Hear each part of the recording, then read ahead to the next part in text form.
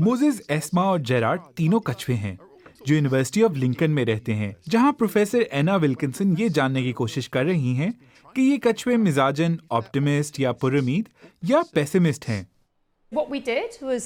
हमने ये तय किया कि अगर तुम्हारा खाने का प्याला दाईं तरफ है और तुम वहाँ जाते हो तो तुम्हें खाना मिलेगा। अगर प्याला बाईं तरफ है और तुम वहाँ जाते हो तो तुम्हें खाना नहीं मिलेगा। और कछुए ने ये बात बहुत जल्दी सीख ली।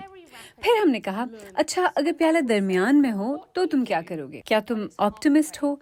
क्या तुम इसे इस तरह देखते हो जैसे प्याला भरा हुआ या आधा भरा हो? तो हमने ये तजुर्बा अपने कछुओं पर किया और हमें जो मालूम हुआ कि अमूमी तौर पर उनका रुझान पुरुम्मीदी की तरफ था, जिस पर हमें बड़ी खुशी हुई। ये सब है तो बहुत दिलचस्प, लेकिन इसका मकसद क्या है?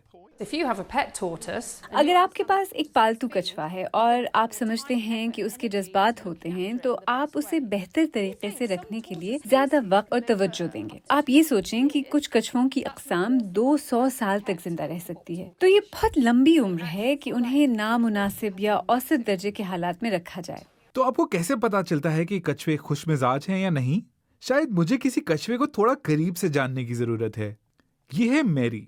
जैसा कि आप इसके चेहरे को देखकर अंदाजा लगा सकते हैं, वो एक बहुत ही पुरुमीद कछुआ है और इसकी वजह यह है कि वो ये जानती है कि मेरे हाथ में एक सेब है। लेकिन मैरी, माजरत, ये सेब मेरा है, तुम्हारा नहीं।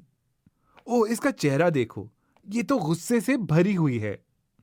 प्रोफेसर विल्किंसन गुज़िश्ता 20 सालों से कछुओं पर तहकीक कर रही हैं।